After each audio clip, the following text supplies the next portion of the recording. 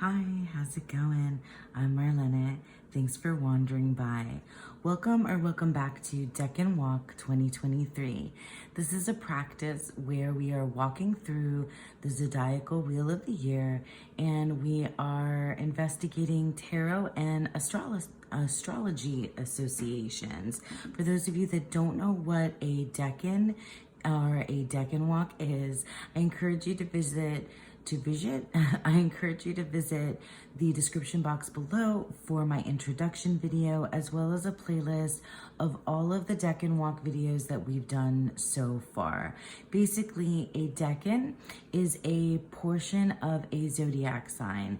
So I'll put the wheel up here. Every single zodiac sign is broken into 3 different decans. And according to Western astrology and the Hermetic Order of the Golden Dawn, those decans were assigned specific tarot card associations in the minor cards from 2 to 10. And then they also have associations with specific major cards, okay? So you can check out all of the background on the Decan Walk in the description box below. But now let's get into this decan, which is just turned over. And we are now currently in the second decan of Leo, Leo 2, which is Jupiter in Leo. So here is our decan card from the Divine Decan Tarot, which is, I always link all of my resources and everything in the description box below. So we are currently in Jupiter in Leo, and this decan runs from August 2nd through August 11th. As always, I mentioned that these dates can be off by a day or two, but I'm going with what's on the card. So we have our 6 of Wands, and that's our Rider-Waite-Smith depiction, obviously. Well, maybe not obviously for those of you, but that's from the Rider-Waite-Smith tarot deck. And then we have a fixed fire. So I've mentioned already that the sign, the zodiac sign of Leo is a fixed fire sign. So that's why we're in the Wands, which is a fire suit. And fixed fire simply means that this particular zodiac sign comes smack in the middle of its season. So we're in the summer season in the Northern Hemisphere, and Leo season is smack in the dead of summer. So it's a fixed sign. And there's more associations to do with fixed signs, that it's like, it's more stable, and everything that has to do with it being like center, that kind of vibes with the idea of Leo anyway, that it's like the center of attention as well. So with our 6 of Wands, we are in the zodiac sign of Leo. So our card is associated with this major card of strength, and this is from the Divine Decan Tarot, but it's the Rider-Waite-Smith depiction. So Leo is associated with strength, the strength card, and then the planetary ruler of this decan is Jupiter, and so Jupiter is the wheel of fortune. So we have oh, and this tells you, that's really interesting. I just noticed this. So for those of you that might have been wondering, if you see other planet associations for the cards, the modern one is Neptune. Interesting. The Golden Dawn only used the 7 classical planets in their depictions. So we have Jupiter in Leo, fixed fire. This is the second decan. And so then down here I have our Leo card, but I also brought out the sun because the sun rules Leo. And then we have our Jupiter card here. These are from the Star Cards Astro Oracle. And then we have our Jupiter card, and the word is abundance. So we have abundance, we have shine, and then we have the word source for the sun. And so, naturally, I'm going to get into, more of what Susan Chang had to say about this particular decan and kind of for me, the Leo decans so far have been pretty straightforward. Like, it makes a lot of sense. I don't really feel like I have to wrap my mind around anything in particular to understand how, when we put Jupiter, abundance, the ever expanding, planet of it's all good, it's all positive things, with strength and Leo, the sun shining upon our abundance and and our fortune. And you have, here's the Hermetic title, the Lord of Victory. And then, of course, the famous depiction of the person with the laurel wreath on their head, a victorious, I don't know, soldier figure, whomever. I'm not sure if it's a soldier because they're not in armor. We have this person riding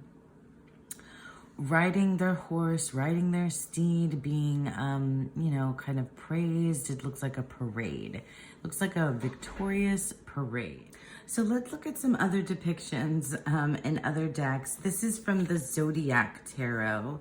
And this is essentially a Waite Smith clone, but I really, really love the artwork. And I also really like that they have the planetary and zodiac glyphs here on the card itself. So we have Jupiter in Leo for our Six of Wands, and then we have again, you see, just like in the Waite Smith, you have your champion, victorious, on the horse. The only thing that's missing here is the crowd, and I really do think it's kind of interesting and important for me to have the crowd in the background, because I think that's an aspect to the Six of Wands that I think about in terms of maybe like reading it like as a reversal or its shadow side is this victory, but also on the flip side of that, there can be this idea of just this constant need for external affirmation. And that might be one of those things about the sign of Leo that people have, said that they need to be the center of attention. So this bodes in that kind of direction as well. And then we have our Wheel of Fortune card. And so this differs too from the traditional Waite Smith. Here, let me just grab it out here because we don't have all three figures in this depiction. And I think it's important for the Wheel of Fortune to have a figure at the top and at least three, a figure at the top and the bottom, and then someone climbing up. I was doing some research, so I'm kind of going out of order here. I was doing some research on the Wheel of Fortune, and I'm not done yet. I want to spend and do a little bit further deep dive into the Wheel of Fortune because the Victory card makes a lot of sense with these two major cards. So I wasn't like trying to figure that out. What I was doing is just trying to get a little bit deeper into the Wheel of Fortune. I rarely see the Wheel of Fortune depicted in any other way besides the wheel, so like even if we look at our Thoth cards, that's our Six of Wands, we have our wheel, and the Lust card is a little bit different, but the wheel remains the same often. And I was watching, I don't remember who it was. Oh yeah, it was Mindful Tarot, because she was talking about reversals, and she talked about the Wheel of Fortune, and also she had the Visconti Sforza version of the Wheel of Fortune. Dustin talks about this as well in his deep dive. I need to finish that deep dive of the Wheel of Fortune card. In any case, and Susan Chang talks about it as well in her book about the wheel of succession, and that depiction, the more traditional historical depiction of the Wheel of Fortune has, you know, the ruler at the top, and there's in Latin, is it Latin? I'm not sure. I think it's Latin, where they say I rule, and then on different parts of the wheel. So like on the person on the side is I have ruled, and then you know, the person at the bottom that's being crushed by this wheel is I no longer have a kingdom, I do not rule. And then the other side is the person that's trying to climb up and saying I will rule. And so it's, you know, it is that march of you know, that wheel of fate, the wheel of time, well, the wheel of fortune. In the Wheel of Time series, this is what it made me think of too. In the Wheel of Time series, it's one of those, you know, things about fate and destiny, and so the Wheel of Time is a fantasy series, and it has, you know, basically a hero's journey. But in any case, the beginning of every single book has this amazing line about, you know, that there's no beginning or no end to the turning of the Wheel of Time, and so it's connected to fate and destiny. And one of the things that the wise women, the Aes Sedai, say to the younger kind of heroines in the story of the Wheel of Time is that, you know, when they're like aghast at what's going on and what's happening or what will happen, or they want to know the, you know, what will happen, she says, you know, Moraine Sedai, one of the Aes Sedai characters, says, the wheel weaves as the wheel wills. And so that's one of the ideas behind our, you know, Wheel of Fortune, that we don't have control over it, that it is our spinning, you know, fate and destiny. And there's, you know, you have no power over it, that it's something that exists outside of, I don't know, outside of time, outside of our control, and that we, you know, the wheel weaves as the wheel wills. And so sometimes you're at the top and sometimes you're at the bottom. And sometimes you're climbing and sometimes you're falling. And you can, you know, you got to just kind of hold on for the ride. And it's one of those, you know, it's one of those ideas about, you know, will and fate. And, you know, choice is another thing that comes in along there. And it's, for me, an important investigation in, you know, free will or fate, and what's controlled and what's not controlled, and things like that. But often, the wheel signifies good fortune. So it contains within it that idea of your fate and destiny, and this kind of like lack of control of the bigger picture of the universe, or the wheel that's spinning. Also, I've seen depictions, rarely do we see depictions of the Wheel of Fortune that aren't, you know, a wheel itself. Sometimes you see the Norn or the three fates. And I just got the runic tarot. I should have brought it out here, but and it has the Norn, where they are in control. They can see a person's entire destiny. They know how long they will live, etc., etc. So that's, you know, one of those things. That's another way to look at the Wheel of Fortune. When you don't have you know, oh, and I'll show you, this is a good one too, from here, let's put Thoth aside. This is from the 8th house tarot, and we have, here's our Jupiter in Leo card. So we have our Miss New York. So our beauty queen here is the winner. I really like this depiction because you can easily go into the shadow side of this idea, and you have the participants applauding her in the background. She's having her, as Susan Chang says, you know, the cliche, her moment in the sun, right? Her moment in the sun.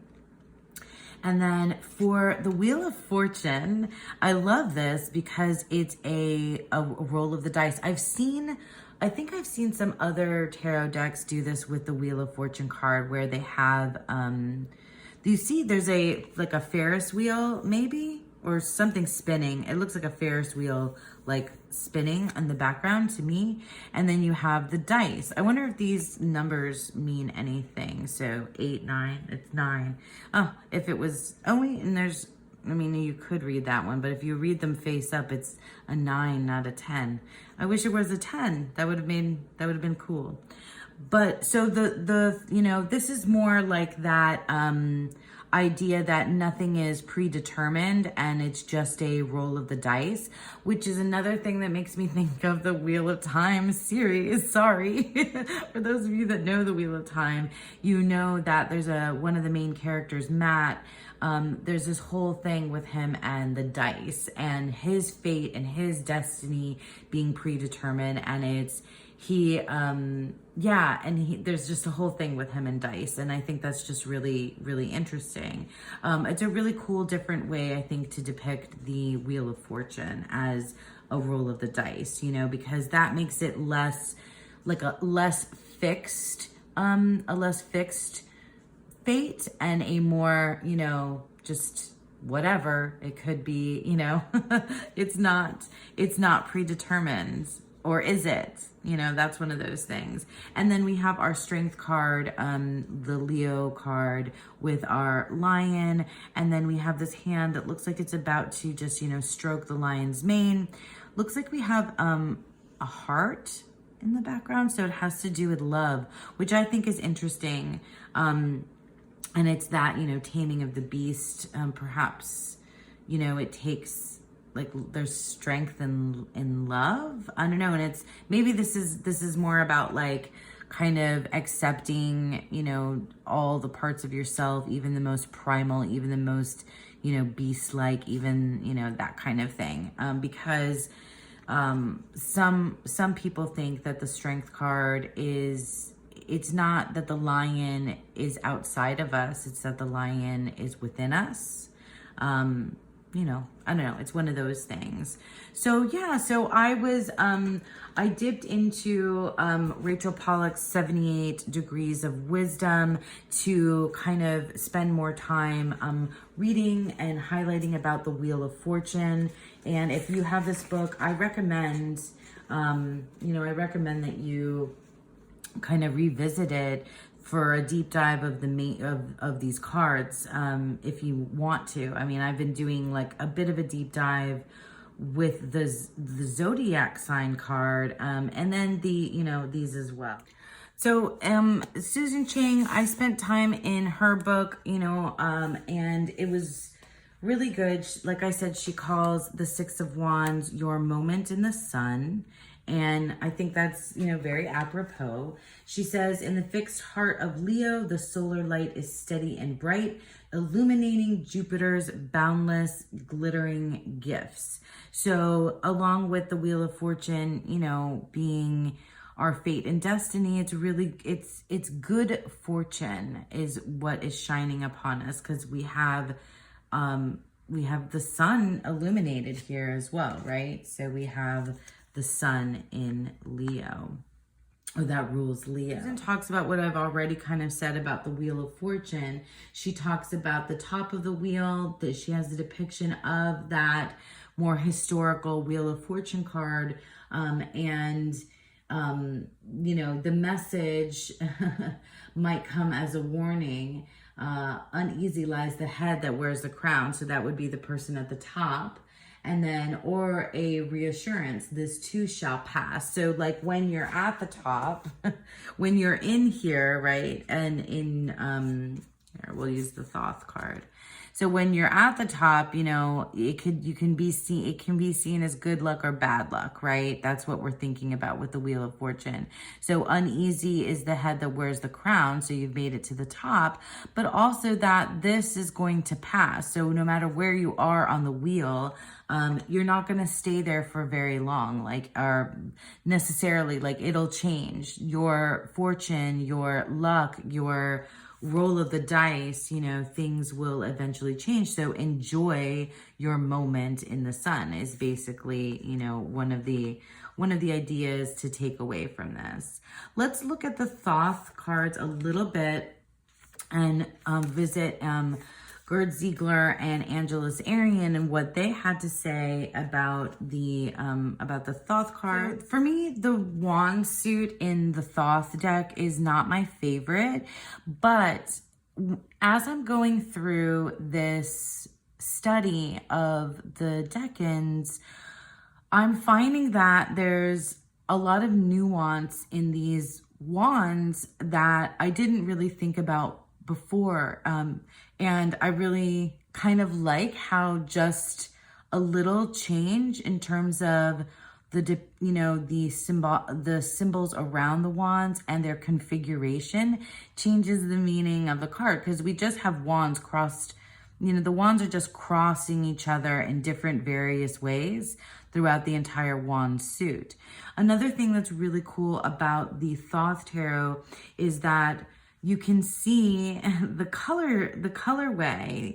So you see how the purple and this, you know, and the reds and oranges and yellows and kind of maroon colors merged here into the Six of Wands. I think that is so incredibly cool. So Gerd Ziegler, Mirror of the Soul, points out about the Six of Wands that the Six Wands of power are harmoniously arranged and organized in their effect. The lotus blossoms, love. So you see the lotus blossoms here. The phoenix heads symbolize rebirth and renewal, and the winged globes with snakes, creative power, new creation, the eye of Horus, are unified and strengthen one another. The flames burn once again. And so it's interesting because in the Five of Wands, the eye of Horus, this is closed. And it's, you know, you have the big wand in front that's like this obstruction.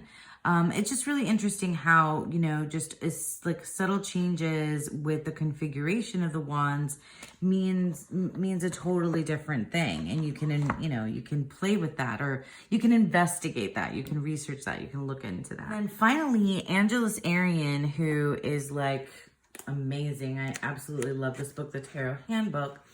Something that she says about the Six of Wands, especially in the Thoth Tarot, is that it's a spiritual victory is experienced at all four levels of consciousness, symbolized by the four diamonds, which represent a victory that has been achieved mentally, emotionally, spiritually, and physically. So isn't that a cool idea? Because if you look at the way that the wands are crossing over one another, there are four diamonds. But if you look even deeper, okay, so there's four diamonds, and then there's the diamonds where they cross over, and then four little diamonds inside the diamonds. So it's like this like layer of diamonds upon diamonds upon diamonds. So victory, good fortune all around, right? Another thing that Susan Chang gets into, and I think it's worth investigating, is when she talks about the other cards. So there are other cards that are touched by the Wheel of Fortune. And one of them is my birth decan, which is the Eight of Swords. I didn't bring out those cards to take a look at, but I think it was just really, really neat and interesting, you know, to think about the way that the Wheel of Fortune affects the different sign. So when it's in Leo, it's good fortune. If it's in the Eight of Swords, what are the other ones? So it's the Eight of Swords, the Six of Wands, the Four of Swords, the Two of Pentacles, and the Nine of Cups are all decans that are ruled by Jupiter. So it's really interesting.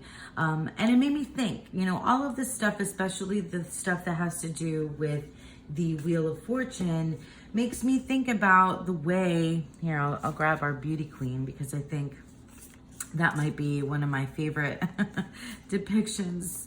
One of the things that I really enjoy.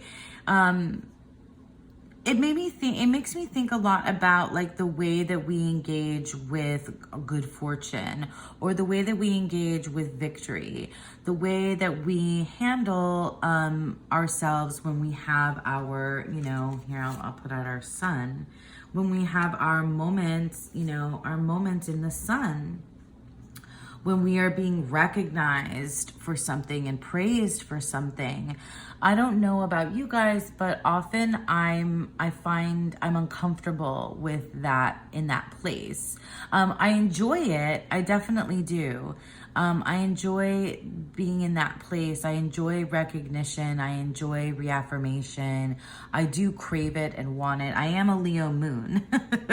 But at the same time, I think there's a tendency, I don't know about you guys, but it's definitely true for me. There's a tendency to be humble and modest, and to not accept, reaffirmation and recognition and praise. And on the flip side of that, there's the dark side of it, where it's, it might be that you only feel, worthwhile if you're receiving outside recognition and praise. And and this is, when you take into account the wheel, this is not something that necessarily lasts forever. You're not always at the top. You're not always at the bottom either.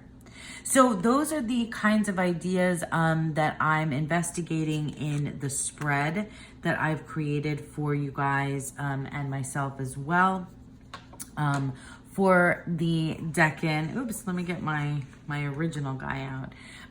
So I'm going to go ahead and put in the description box below the link to the PDF for the spread that I've created for you. Also, just a reminder that we are